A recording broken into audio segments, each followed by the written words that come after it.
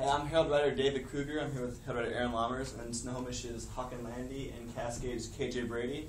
We're all getting ready for the district tournament, and so we had them come in and ask a few questions. How you guys doing today? Doing good. I'm good. Excited for the playoffs on Saturday? Very excited.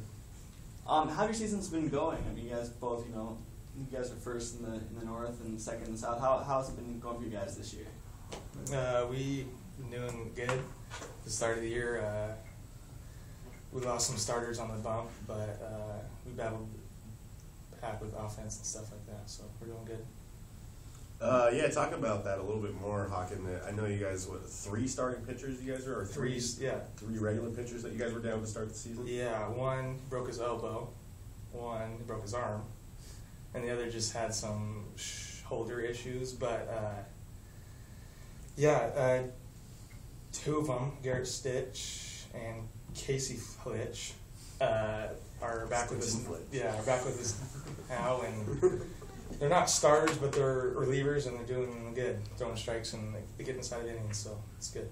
Have you guys been pretty healthy this year? How's yours? Yeah, it's actually been kind of the opposite for us. It seems like everyone stayed healthy besides we've had our third baseman go down halfway through the year, Taylor Marquardt. Kid slid in super hard in the second when it was 14-2 game and broke his tibia, and he's out for the year. But yeah, I mean, so that was a big blow to us, but it just seems like everyone's just been stepping up, and I mean, we've had kids that we didn't even know pitch come out and pitch for us, like Nazy, you guys wrote about. I mean, he came out and threw a CG against Jackson, and going into the year, we didn't think he was a pitcher at all.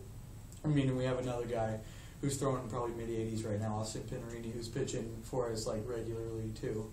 So I mean, it's just like everyone's just stepping up and playing their part. When we talked, you kind of mentioned that was kind of a big reason for you guys' success was each game someone's kind of stepped up who, had like a clutch at bat or a clutch pitch. Do you guys see that kind of continuing in the district playoffs? Oh yeah, and I think we'll collectively just advance and just keep doing what we're doing. I mean, we're playing good as a team. We had a little rough series, but I mean that happens. I mean, we went 14-6, I think it was overall. So I mean it's a pretty good season for us, and I think overall, I mean I just think we're ready to go. It's gonna be fun. Should we take this moment to address the pink elephant in the room, the hats that these two gentlemen are wearing? Very different W's. Yeah, very different W's. I like Hawkins. I'm a fan. I'm kind of a fan of. I have to pick one. Well, obviously both these players have KJ's committed to University of Washington and Haakon to WSU. Why don't you guys tell us a little bit about that, Haakon? We were just talking off camera, but kind of go over the story of how you accepted to go to WSU. Yeah, last August I went over there for a weekend, and they ran us through some professional style workouts, infield, outfields, BP, stuff like that, and then after that we had some scrimmages, and I just did really well, performed well, and then at the last afternoon they offered me a scholarship over there, and I accepted. So accepted on the spot. Yeah, accepted on the spot. And how did you arrive at your wonderful decision to go to the University? Before, they'd come to a couple of my games, not really to scout me, but just to be there. I mean, it was some big games, but it really started in San Diego. Their old assistant coach, David Kame, he was in the stands for the first game, and first at bat, I hit a home run. And then I went on to go 3 for 4 that game. And then after the game, we kind of met at the concession stand. He just asked me who I was and everything, just kind of parted ways and everything. And then he came back 2 days after. I hit another home run. So I mean, kind of good. Came up with some timely home runs. Yeah, exactly. only 2 of the season, but and so yeah, so that went on, and then came home.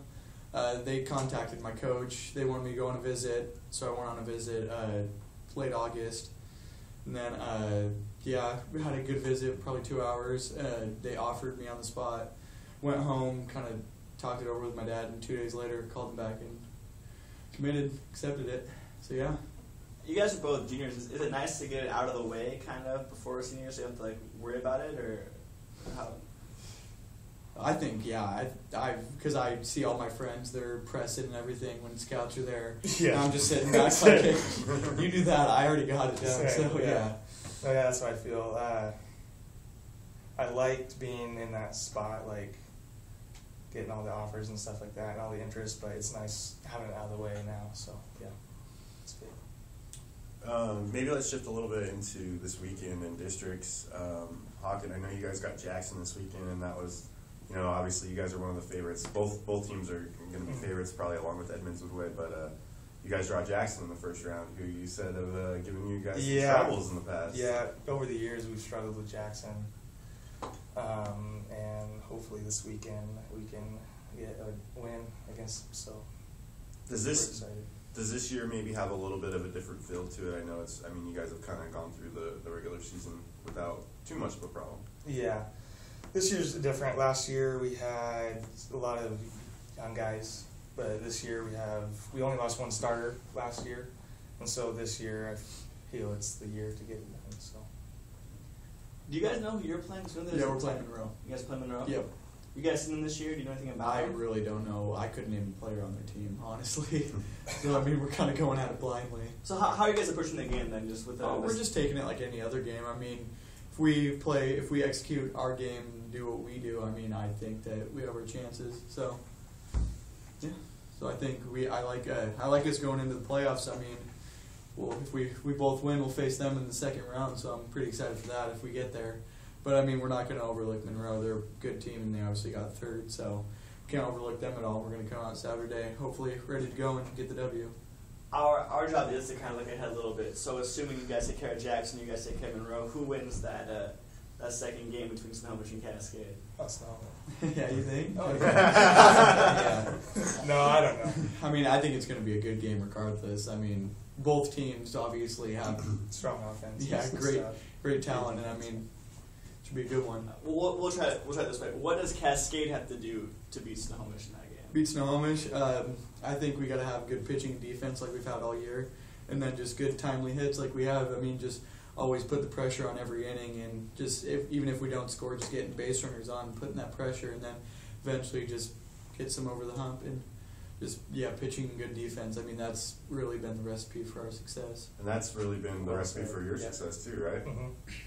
So same kind of plan for you guys. Same plan, yeah. That sounds good. That sounds good. Is there any, like we said a few minutes ago, you guys would be one of the favorites coming out of the South, and you guys probably the favorites in the North. Is there any added pressure on you guys being the favorites entering districts? There is, but you can't let it get. You just gotta head out there and act like it's a regular game. So. I don't think our team really feels pressure at all because it always seems like Jackson, Edmonds Woodway, they're always getting the spotlight and they're always in first and second. It's kind of new for us. So it's like, we haven't really felt pressure all year. It was a pretty big game against Jackson when we clinched second. And we didn't feel any pressure. We're just baseball. So, that's just kind of how we're approaching it. We had a lot of young guys last year when we went 0-2. And that second game when we lost to Arlington, we definitely felt the pressure, and we were just pressing a ton. But I think this year, I don't think that we felt pressure at all, and I don't think we won districts. I talked to you after that loss in Minnesota when they clinched first and you guys kind of clinched second. And we talked a little bit about rebounding after that and coming back from that loss. Yeah. How did you guys respond the next game afterwards, and how do you guys see yourself going in the districts? Oh, we responded good. It was a good game for everyone to get some playing time. I think everyone got ABs and everything. We lost 8-5, but we had some guys get on the mound who haven't really a lot this year. So, that's going to be strong for us coming in district. So if they can really help us out in the bullpen and everything, we should be looking strong and everything. And we had a good practice today, and we'll have 2 more going into Saturday. So we should be looking pretty good. You guys dreaming of going to Pasco? Do you guys ever talk anything about that? Oh yeah, we talk about it a lot. Of course. It's always on our minds. Yeah. All right. I think that's all the questions I have. You got anything else? I think we're probably good. Thanks, guys, for coming down and joining us today and doing the videos. We appreciate it. Thanks a lot. Of course. And check out the Herald for the district preview coming Friday, I think, for baseball. And then go out to the game Saturday. It's supposed to be a beautiful day, so go catch some baseball. I think we'll be doing it.